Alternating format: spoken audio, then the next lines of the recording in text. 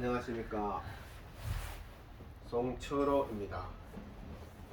저는 공자사상의 전승과 인예에 대해서 오늘 강의하도록 하겠습니다. 요즘 우리 많이 들은 말 중에 공자가 죽어야 나라가 산다 이런 말이 있습니다.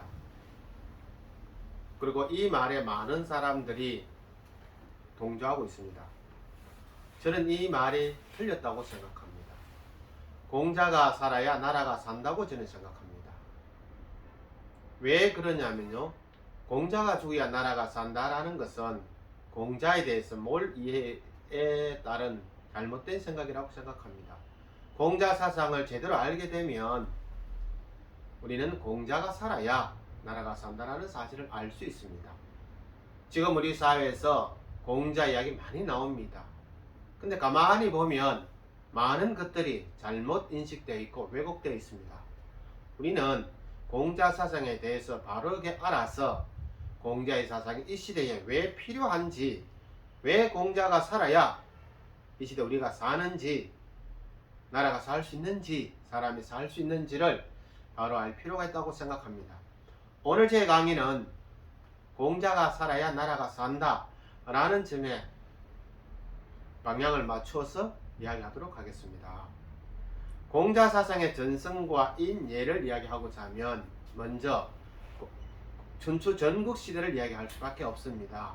모든 사상이라는 것은 당 시대의 상황에 영향을 받기 때문입니다. 따라서 공자가 살았던 춘추 시대, 맹자와 순자가 살았던 전국 시대에 대해서 간단히 알고 들어와야 될 겁니다. 주지하다시피 춘추 전국 시대라는 것은 그 시대가 거의 500년 정도 됩니다. 가장 사람들이 살기 힘들었던 시대였을 것입니다. 사람을 가장 살기 힘들게 하는 것은 첫 번째가 전쟁이고 두 번째는 기아 굶주림이겠죠. 근데 이때는 끊임없는 전쟁으로 인한 기아와 굶주림이 많았던 시대입니다. 그만큼 사람이 살기 힘들었다고 볼 수 있죠. 공자는 이런 시대에 어떻게 하면 사람들이 편안하고 행복하게 잘 살 수 있을까, 이 점을 생각했던 사람입니다. 공자는 사람들이 편안하게 살 수 있는 부분을 어디서 찾았을까요? 이 문제 해결을 사람에게서 찾았던 것입니다. 자, 그러면 여러분, 춘추 전국 시대에 대해서 간단히 알아보고 공자가 왜 그런 생각을 했는지 알아보도록 하겠습니다. 주지하다시피 중국의 역사는 삼황오제라고 되어 있죠. 삼황오제로부터 시작합니다. 근데 삼황에 대해서는 전설 속의 이야기죠. 그래서 중국 역사의 바이블이라고 하는 사마천의 사기 열전을 보게 되면은 삼황에 대해서는 언급하고 있지 않습니다. 실제가 아니라는 거죠. 오제에 대해서 이야기하고 있죠. 오제의 첫 번째 임금이 황제입니다. 그래서 지금 중국 사람들, 한족이죠. 한족의 최초의 조상은 다 황제라고 이야기합니다. 황제 헌원시의 자손이라 이래 되겠죠. 그래서 사마천의 사기가 갖고 있는 가치가 한족의 정체성을 정립시켜줬다 이렇게 볼 수 있습니다. 자, 그 다음에 뭡니까? 이거 사망 이래로 쭉 내려오면은 우리가 아는 유명한 임금들이 나옵니다. 대표적인 사람이 누구냐면요, 태평성 내리는 두 명의 임금이 있죠. 요 임금과 순 임금이 있습니다. 요 임금과 순 임금은 전설 속의 임금일 수도 있고 요즘에는 그렇지 않은 면도 있습니다. 다만 전혀 부정할 수는 없습니다. 존재를. 그죠? 이 요임금과 순임금 시대가 중국에서는 가장 태평성대 시대라고 합니다. 그 다음에 요순 다음 임금이 누굽니까? 우임금이죠. 지수를 잘해서 왕이 된 사람입니다. 그죠? 우임금 때부터 처음으로 중국에서 왕조가 열립니다. 하나라라고 하죠. 여러분, 왕조가 무엇입니까? 왕조는 특정 성씨, 특정 집안의 대대손손 왕권을 세습할 때 붙여주는 겁니다. 요임금과 순임금은 부자관계가 아니죠. 그리고 우도 부자관계는 아니었습니다. 다만 우임금 다음부터는 우의 자손들이 왕을 세습했습니다. 그래서 그때부터 하나라라고 이야기하죠. 중국 역사에서 가장 최초의 왕조가 하나라입니다. 하나라는 그 말기의 마지막 왕이 걸왕이라고 되어 있습니다. 그죠? 여러분, 걸주 알죠? 폭군의 상징 아닙니까? 그 걸왕입니다. 걸왕이 너무너무 정치를 못했죠. 그래서 그 걸왕을 무너뜨리고 나라가 세운 나라가 상나라, 우리가 흔히 아는 은나라입니다. 누굽니까? 탕왕이라고 하죠. 탕왕은 동이족이죠. 중국의 한족이 아니고 우리 민족의 뿌리와 다 있는 동이족입니다. 탕왕이 세운 나라가 쌍나라입니다. 우리는 흔히 은나라라고 하는데 원칙적으로 국가명으로는 쌍나라가 맞습니다. 은나라는 쌍나라의 도읍지가 있는 곳이 은이라는 지역이었습니다. 그죠? 그래서 은나라라고도 합니다. 은의 마지막 왕은 주왕이라 합니다. 역시 폭군이죠. 그래서 걸왕과 주왕을 합쳐서 걸주는 폭군의 상징이 됩니다. 그 주왕을 무너뜨리고 뭡니까? 새롭게 성립한 나라가 누굽니까? 주나라죠. 사실 주나라는 그 이전에 한나라 시절부터 존재했던 나라입니다.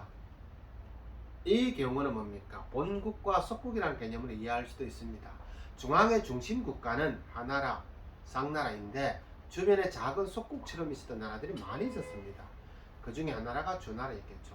주는 중국에서는 서쪽 지방에 있었습니다. 그죠? 근데 이 주나라가 뭡니까? 국력이 키워진 결정적인 계기가 된 왕이 문왕이라고 합니다. 주문왕입니다. 그죠? 주문왕 때 국력을 키웠고 주문왕의 아들이 주무왕입니다. 무왕 때 뭡니까?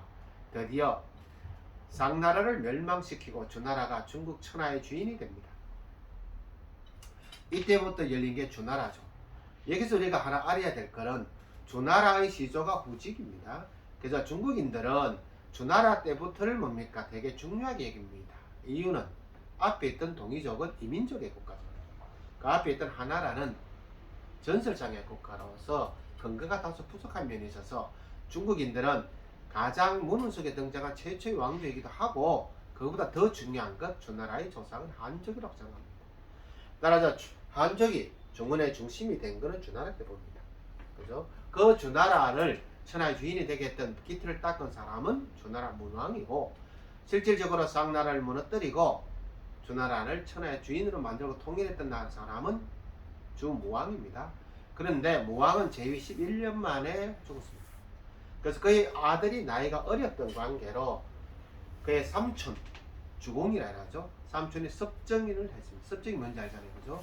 왕이 나이가 어리거나 하면 대신 정치하는 겁니다. 그래서 그때 당시 주공이 섭정을 했습니다. 주공은 섭정을 하면서 주나라 영토를 동쪽으로 진격하여 드디어 바다에 이르렀습니다. 여기 바다는 어디입니까? 우리나라로 따지면 서해죠. 중국은 황해죠. 중국 사람들은 동해라고 이야기합니다. 여기까지 이르렀던 겁니다. 주공은 주나라 영토를 크게 넓히고 그 다음에 주공이 아주 중요한 일을 했습니다. 중국에서 처음으로 예와 악을 정립한 사람입니다. 우리가 가끔 예, 악이 무엇이 중요한가, 특히 음악이 왜 중요한가 이런 말을 가끔 할 때가 있습니다. 지서 예, 악 이렇게 말을 쓰기도 하죠. 그때 악이 왜 맨 마지막에 나옵니까? 마지막에 나온다는 것은 가장 중요한 건데 말입니다. 우리가 생각할 음악하고는 조금 다릅니다. 여기서 악이라는 것은 노래이죠. 노래는 노래 가사를 포함한 것이고 또 하나 악은 뭡니까? 궁중의 공식적인 행사에 쓰인 음악입니다. 그 이전에 제정일치사회 때 악이란 거 뭡니까? 하늘에 제사를 지낼 때 하늘을 위해서 올리던 음악입니다. 따라서 악은 뭡니까? 단순한 음악의 문제가 아닙니다. 국가 통치의 근간이 되는 그 음악입니다. 그래서 이때 악을 정비했다라는 것은 국가 통치의 근간을 정비했다고도 비슷하게 해석할 수가 있습니다. 그러면 예란 무엇입니까? 오늘날 사람들은 특히 젊은 사람들은 예라는 것을 가끔 깝깝해하거나 싫어하는 수가 있습니다. 그런데 원래 예라는 의미는 깝깝하거나 싫어할 수 있는 게 아닙니다. 이 시대에서 예라는 건 뭡니까? 예는 오늘날로 따지면 큰 틀에서 하나의 문화라고 볼 수도 있습니다. 얘가 그 문화입니다. 예는 뭡니까? 이 문화에는 뭐가 들어가냐면요. 국가 통치 근간이 되는 제도, 조직 다 들어갑니다. 그리고 법률도 들어갑니다. 그죠? 그래서 여기서 예와 악이라는 것은 국가라는 것의 근간을 이루었다. 어찌 보면 그렇게 말할 수도 있습니다. 율령이 반포되고 국가 조직이 정비가 됐다 할 수도 있습니다. 그래서 중국에서 예와 악을 최초로 정립한 사람이 주공이라는 사람입니다. 그죠? 그래서 중국의 역사에서 주공은 굉장히 중요한 인물입니다. 자, 이렇게 성립된 나라가 주나라죠. 그런데 주나라는 약 1000년을 이어진 긴 역사를 가진 나라입니다. 우리나라에서는 신라가 그랬죠. 이 주나라는 크게 전기와 후기로 나누어질 수 있습니다. 주나라의 전기를 우리는 서주라 이렇게 말을 하고 주나라의 후반부를 동주라고 이야기합니다. 서주 때 주나라의 수도는 지금의 호경이라고 합니다. 황하의 서쪽에 있습니다. 동주 때의 주나라는 장안, 낙양이라고 하죠. 장안 아니고 제 말 잘못했습니다. 낙양이라고 이야기합니다. 황하의 동쪽에 있습니다. 서쪽에 있었던 호경에 있었던 시대니까 서쪽 주나라 서주가 되고 동쪽으로 이동해 왔을 때부터 동주가 됩니다. 호경이라는 데가 어딘 줄 압니까? 지금 중국에 가보면은 서안이라는 데 있죠. 중국말로 시안. 시안은 어딥니까? 원래가 진시황의 무덤 있죠. 그게 토우입니까? 흙으로 만든 병서들이 쫙 있는 그게 어딥니까? 시안이죠. 즉 중국 최초의 통일 왕조인 진나라의 수도가 있었던 겁니다. 진나라 수도는 함양이랍니다. 그죠? 그 지역이 뭡니까? 이게 주나라의 수도였던 데하고 같습니다. 주나라 때는 이 지역을 호경이라고 이야기했습니다. 주나라 이후에 진나라 때는 호경하고 나란히 강 너머편인데 함양이죠. 그 다음에 진나라 이후에 한나라, 당나라 다 수도가 여기 있습니다. 이때는 이 지역을 당나라 때는 장안이라고 이야기합니다. 그래서 호경, 함양, 장안, 시안 다 같은 지역입니다. 어쨌든 이 지역에 황하 서쪽에 있을 때가 서주입니다. 서주는 뭡니까? 여러 왕들이 있었는데 그 중에 아주 폭군이 하나 있었습니다. 유왕이라고 이야기합니다. 유왕. 유왕은 아주 폭군이었습니다.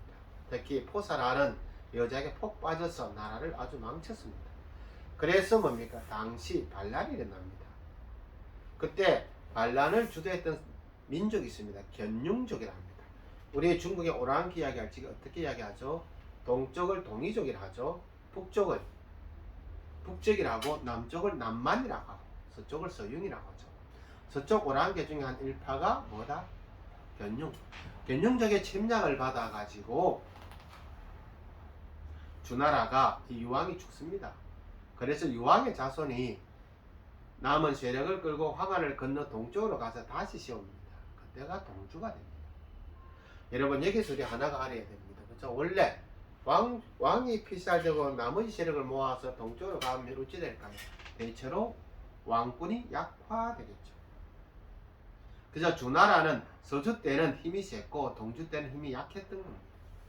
그리고 이 동주 때부터 우리가 말하는 춘추시대가 도래합니다. 춘추시대를 알려고 하면 우리가 알아야 되는 게 있습니다. 주나라의 정치제도죠. 주나라의 정치제도가 뭐죠? 봉건제도입니다. 주는 봉건제도를 취했습니다. 유럽의 봉건제도하고는 조금 다릅니다. 유럽의 봉건제도는 계약관계죠. 근데 중국의 봉건제도는 혈연관계에 가깝습니다. 그렇죠? 왜 봉건제도를 생겼을까요? 주나라는 갑자기 영토가 엄청 커졌습니다. 근데 우리가 잘 들여다보면요, 한나라 때 중국은 신석기 시대 수준입니다. 은나라 때 중국은 신석기에서 청동기로 넘어가는 시대입니다. 그죠? 주나라 때는 청동기 국가에서 철기로 넘어오는 시대입니다. 그러니까 뭡니까? 큰 나라가 아니죠. 자, 근데 갑자기 영토가 너무 넓어지면 어찌 됩니까? 교통이 불편합니다. 전체를 다스릴 수가 없습니다. 그러므로 인해서 뭡니까? 그 지역을 직할 통치가 힘드니까 쪼개어서 다스릴 수밖에 없습니다. 그래서 나온 게 뭡니까? 봉건제도입니다. 중앙은 천자가 직접 다스리고 주변은 청자의 혈족들이, 그죠? 그 형제라든가 조카급 중에 혈족들이 다스리고 좀 더 먼 곳은 믿을 만한 사람에게 맡기는 겁니다. 이게 봉건제도입니다. 초기 봉건은 뭡니까? 중앙이 힘이 있으니까 잘 이루어져 있습니다. 그런데 후대로 갈수록 그 중앙과 제후국 사이에 연대는 무뎌집니다. 그리고 주가 서쪽에서 동쪽으로 갔을 때 어찌 됩니까? 힘이 중앙인 천자의 권위가 약화되니까 각 제후국들은 뭡니까? 각자 힘을 키웠죠. 이제는 천자 말을 잘 안 듣는 시대가 됩니다. 그때가 춘추 전국시대, 춘추시대입니다. 춘추라는 말은 공자가 지은 책이죠. 춘추에서 나온 말입니다. 그럼 전국시대는 전국책이라는 데서 나온 말이죠. 춘추와 전국은 다른데요. 전국시대는 여러 가지 경우가 있습니다만은 춘추 때 큰 나라 중에 진나라라고 있습니다. 우리가 말하는 진시황의 진나라가 아니고, 그죠? 삼진이라 하죠. 그 진입니다. 진나라가 세 나라로 분리됩니다. 한나라, 조나라, 위나라. 이 분리될 때부터를 전국시대라고 말합니다. 자, 그러면 공자는 어느 시대를 살았을까요? 춘추 말기를 살았습니다. 공자가 살았을 시대는 천하가 많이 쪼개져 있고 사분오열되어 있는 상태에서 끊임없이 전쟁을 칩니다. 공자가 바라보니까 세상이 너무나 무질서합니다. 무질서 속에서 사람들이 너무나 고통을 받고 있습니다. 공자는 고통받는 사람을 고통에서 벗어나게 해주고 싶었습니다. 그 방법을 찾았습니다. 왜 고통을 받느냐라고 먼저 생각을 했겠죠. 문제의 원인을 찾았습니다. 원인은 무질서인 것. 무질서 넘어선 것은 인간의 욕망입니다. 더 많은 것을 갖고 차지하려고 하는 인간의 욕망이 내재되어 있죠. 내재되어 있습니다. 또 하나는 혼란이죠. 결국 무질서입니다. 공자는 답을 질서에서 찾았습니다. 근데 공자가 찾은 질서는 어디에 있었습니까? 주나라 초기에서 찾은 겁니다. 누구에게서? 주공에게서 찾았습니다. 주공의 시대는 예와 악이 정비된 시대라고 했죠. 제가 예와 악이 정비된 시대, 아주 질서가 잘 맞는 조화로운 시대입니다. 공자는 결국 뭡니까? 춘추의 혼란한 춘추 시대를, 무질서한 춘추 시대를 다시 질서의 시대로 되돌리고 싶었던 겁니다. 상하 질서가 정확해진 시대가 되고 싶었던 겁니다. 그렇기 때문에 어떻게 될까요? 다시 백성들의 삶이 편안해진다고 본 겁니다. 고통받는 백성들의 고통에서 벗어날 수 있다고 본 겁니다. 따라서 공자에게 있어서 매우 중요한 인물은 주공입니다. 여러분, 공자가 왜 주공을 이렇게 높이 평가했을까요? 공자가 태어난 곳이 어디입니까? 어느 나라입니까? 노나라죠. 노나라는 누구의 봉업지였을까요? 노나라의 봉업지는 주공입니다. 주나라는 봉건제를 시행하면서 노나라 지역을 딱 떼가지고 주공에게 준 겁니다. 그래서 공자가 태어나고 자랐던 곳이 노나라고, 그 노나라의 봉업지 첫 번째 주인은 누구였다? 주공입니다. 중국 최초로 예와 악을 정비한 나라였죠. 예와 악을 만든 사람 아닙니까? 그러니까 노나라는 다른 나라에 비해서 예와 악이 잘 정비되었던 나라입니다. 그래서 공자는 내가 노나라 사람임을 매우 자랑스럽게 생각합니다. 뒤에 노나라 사람들은 기본적으로 그런 자부심을 갖고 있습니다. 그래서 공자는 뭐합니까? 질서를 통해서 조화로운 세계를 만들고자 했고, 그 표본은 주공의 시대에서 찾았습니다. 그죠? 근데 주공을 높이 하려고 하면 어찌 됩니까? 그냥 갑자기 어느 날 주공이 뚝딱 떨어져 달 수가 없죠? 그러니까 주공 앞에 사람, 무왕을 세웁니다. 무왕은 갑자기 나온 거 아니죠? 실질적으로 주나라가 천하의 주인이 될 기반을 닦은 사람 누구? 문왕이죠. 따라서 공자는 주나라 문왕, 무왕, 주공을 높이 평가합니다. 그죠? 그래서 공자가 끊임없이 하고자 하는 건 뭡니까? 질서 회복입니다. 공자에게서 질서 회복에서 질서란 뭡니까? 그게 바로 예입니다. 예의 본질은 상하 간의 질서입니다. 그죠? 자, 첫 번째 이게 예였습니다. 두 번째, 공자가 예를 추구한 이유가 있습니다. 공자하는 사람들이 이렇게 힘든 거는 아까 제가 힘든 원인을 어디서 찾았습니까? 사람들의 욕망, 이기적 욕망입니다. 자, 그래서 그 욕망을 없이 하면 뭐가 됩니까? 당연히 고통받는 사람들이 줄게 되겠죠. 그런데 사람들의 욕망이 사람을 힘들게 한다 했습니다. 이걸 자세히 인간 개개인으로 들어와서 보면 뭡니까? 공자는 모든 고통의 원인은 관계라고 봅니다. 사람과 사람의 관계라고 봅니다. 나를 힘들게 하는 것, 사람을 힘들게 하는 것은 곧 누구다? 나와 관계된 사람이라고 본 게 공자입니다. 여러분 자세히 한번 생각해 보세요. 지금 나를 가장 힘들게 하는 사람 누굴까? 남편, 아내, 자식, 부모님? 그럴 수도 있죠. 나를 힘들게 하는 거는. 아니면 가까운 친구, 직장 동료, 직장 상사? 그렇죠. 아니 멀리 있는 사람이 나를 괴롭게 하는 사람은 별로 없습니다. 별로 잘 모르는 사람이 나를 힘들게 하지도 않습니다. 인간을 괴롭히고 인간을 힘들게 하는 것은 누굽니까? 가까운 사람이죠.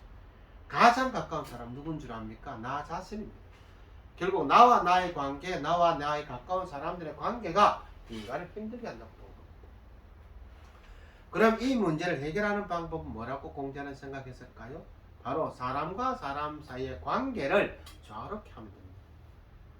별로 싸울 일을 없게 갈등하지 못하게 만들어 놓으면 되겠죠. 갈등을 없이 하고 조화를 하는데 갈등을 없이 하면 됩니다. 그게 뭡니까? 예죠. 인간 관계에서 가장 중요한 게 뭐라고 생각합니까? 예. 공자는 예라고 본 겁니다. 그렇지 않나요, 여러분? 자, 우리가 저기 엘리베이터가 있습니다. 나이 든 사람과 나이가 조금 어린 사람이 열심히 타려고 뛰어갔습니다. 엘리베이터 급히 뛰어갔습니다. 서로 타려고 해서 몸이 부딪혔습니다. 서로가 인상을 쓰고 말다툼을 할 수 있죠. 나이 드신 분은 젊은 사람 보고 나이도 어린 게 예의가 없다 그럴 것이고, 나이가 어린 사람은 또 거기에 대해서 반발할 겁니다. 여기 없는 게 뭘까요? 예의가 없는 겁니다. 나 자신의 이익이 먼저 쓴 거죠. 그런데 만약에 두 분이 같이 뛰어갔습니다. 그때 젊은 사람이 나이 드신 분에게 어르신이 먼저 타십시오 이렇게 이야기 한번 해보세요.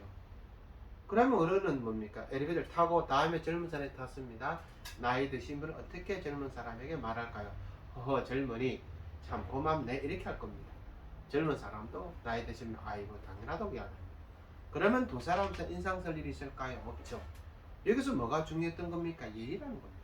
즉 예는 인간관계를 갈등에서 조화로 만들어주는 거죠. 따라서 공자는 왜 예를 중요시했을까요? 이 말이죠. 예야말로 인간관계를 조화롭게 해주고 인간을 힘들게 하는 요소는 없이 해주는 겁니다. 예야말로 뭡니까? 무질서를 질서 있게 하는 게 바로 예입니다. 그래서 공자 사상은 예가 매우 중요합니다. 그런데 우리가 의문이 하나 됩니다. 공자는 인인데 왜 예라고 이야기합니까? 자, 인이죠. 왜 제가 예를 먼저 이야기했을까요? 자, 그러면 우리가 예라는 마음을 갖게 되는 것, 내가 누군가의 관계 속에서 그 사람의 입장에서 생각하는 거죠. 그 사람을 이해하고 배려하려고 하는 겁니다. 그죠? 어진 마음으로 그 사람을 대합니다. 내가 어진 마음으로 그 사람을 바라보아야 내 마음이 어지러야 내가 그를 예로서 대하지 않겠습니까? 따라서 뭡니까? 예는 밖으로 드러난 행동의 문제고 그 예를 갖게 한 마음은 뭡니까? 예를 행동으로 나타나게 하는 마음은 뭐죠? 그건 인이죠. 그러니까 본래 마음에서 근본은 인이 중요하고 인이 갖추어지면 예는 저절로 이루어지는 겁니다. 그래서 공자가 인을 중요시한 이유가 있습니다. 자, 그러면 인은 뭘까요? 인은 글자 그대로 사람 인자 옆에 두 이자가 붙어 있습니다. 인이라는 글자는 공자가 생각한 인이라는 글자는 이겁니다. 두 사람을 두 사람이라고 하죠. 우리는 흔히 의적 이런 문제가 아닙니다. 남과 나를 구별하지 않는 마음이 인입니다. 어진 마음은 딴 게 아닙니다. 남과 나를 구별하지 않는 마음입니다. 그게 뭐죠? 내가 배가 고프면 남도 배가 고프다라고 생각하는 마음, 내가 힘들면 남도 힘들다라고 생각하는 마음, 내가 먹고 싶으면 남도 먹고 싶을 것이라고 생각하는 마음입니다. 요 마음이 구별하지 않으면 어찌 됩니까? 내가 하기 싫은 거는 남도 하기 싫으니까 남에게 시키지 않으면 됩니다.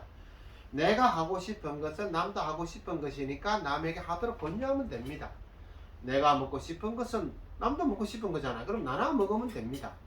내가 뺏기는 거 기분 나쁘잖아요. 그러면 남도 기분 나쁠 거 아닙니까? 그럼 남한테서 안 뺏으면 됩니다. 이게 뭐죠? 인입니다. 즉 남과 나를 구별해서 생각하지 않는 마음이 곧 인이라는 겁니다. 그러면 우리는 아주 어렵게 철학적으로 접근할 필요가 없습니다. 공자 이야기는 아주 단순합니다. 춘추 전국시대라는, 특히 공자는 춘추시대니까 춘추시대라는 혼란기에 사람들이 너무나 많은 고통을 겪었다. 그 고통에서 벗어나게 해줘야 되겠다. 고통의 원인을 찾아보니까 인간관계입니다. 인간관계를 어떻게 한다? 조화롭게 해야 된다 이런 거죠. 인간관계를 조화롭게 하기 위해서 필요한 게 뭐다? 예라. 자, 근데 예를 내가 갖추고 밖으로 행동을 옮기는 게 예인데 예를 갖추려면 어찌 됩니까? 그 마음이 발려야 되겠다 아닙니까? 어떤 마음을 가져야 된다? 그게 인이죠. 그래서 공자가 중요하게 얘기했던 것은 어진 마음이고, 어진 마음을 갖추게 되면 어떻게 된다? 예는 저절로 드러나는 것이라. 그래서 공자가 인과 예를 아주 중요시 여긴 겁니다. 한 가지 더, 공자는 표본이 필요했다 했죠. 춘추전국은 무질서한 시대였으니까 공자에게는 표본이 필요했습니다. 그죠? 우리 스탠다드죠. 공자가 생각했던 표본은 뭡니까? 나 이전 시대에 가장 인과 예가 잘 실천된 시대가 언제였을까 본 겁니다. 인이 실천된 시대는 요임금과 순임금 시대죠. 예가 정립된 시대는 주공의 시대입니다. 그죠? 예와 악을 처음으로 정립한 사람입니다. 그래서 공자는 요임금, 순임금을 높이 평가하고 주공의 시대를 되돌아가고 싶어 하는 겁니다. 예와 악에 의해서 질서가 정립된 시대, 질서 속에서 사람들이 갈등 대신 조화를 가졌던 시대, 그 시대를 공자는 추구하고 싶었던 겁니다. 공자가 긴 세월 천하를 주유한 이유는 뭘까요? 본인이 등용이 되면은 예와 악을 정립해서 그 나라 사람들이 편히 살게 해주고 싶었던 겁니다. 비록 크게 등용되지는 못했습니다. 왜? 사람들이 다 인과 예보다는 이기적 욕망에 사로잡혀 있었기 때문에, 특히 군주들이 그랬겠죠. 제후들이 그랬겠죠. 그러니까 크게 등용되지는 못했습니다. 그러나 공자는 어떠한 시련과 고통 속에서 그것을 실천하고자 노력했고 그것을 널리 전파하고자 노력했던 사람입니다. 말년에 공자는 앉아서 본인이 가졌던 그 생각을 제자들에게 많이 설파했겠죠. 공자가 던진 그 많은 말들이 기록되어 남은 책이 뭡니까? 논어죠. 그래서 우리는 이렇게 생각하면 됩니다. 공자가 논어를 쓰고 공자가 춘추를 쓰고 한 가장 큰 이유는 뭘까요? 사람들을 편안하게 살게 하기 위해서. 고통받는 사람들, 힘든 사람들을 고통에서 벗어나게 하기 위해서. 개인의 문제가 아닌 전체 차원에서, 전 인류의 차원에서, 많은 사람들의 차원에서, 그죠? 그것을 공자는 하고 싶던 마음입니다. 공자의 마음은 결국 뭡니까? 보편적인 모든 사람들이 편안하게 살게 해주고 싶었다. 인류적인 사고죠. 그 바탕이 힘과 예였다. 이런 겁니다. 공자의 이런 사상을 이어받은 사람이 누굽니까? 대표적인 사람은 두 명입니다. 하나는 맹자, 하나는 순자입니다. 가끔 우리는 순자는 유학자가 아닌, 유가가 아닌 줄 아는 사람도 있습니다. 순자는 공자의 제자가 아닌 줄 아는 사람도 있습니다. 아닙니다. 맹자와 순자가 모두 유학자입니다. 그런데 우리는 지금 순자보다 맹자를 훨씬 많이 알고 있죠. 그건 왜 그럴까요? 이 부분은 우리가 조금 있다가 2부에서 제가 다시 여러분에게 말씀을 드리도록 하겠습니다. 그죠? 1부 공자 이야기는 여기까지 하겠습니다. 여러분 잠시 쉬었다가 다시 하겠습니다. 수고했습니다.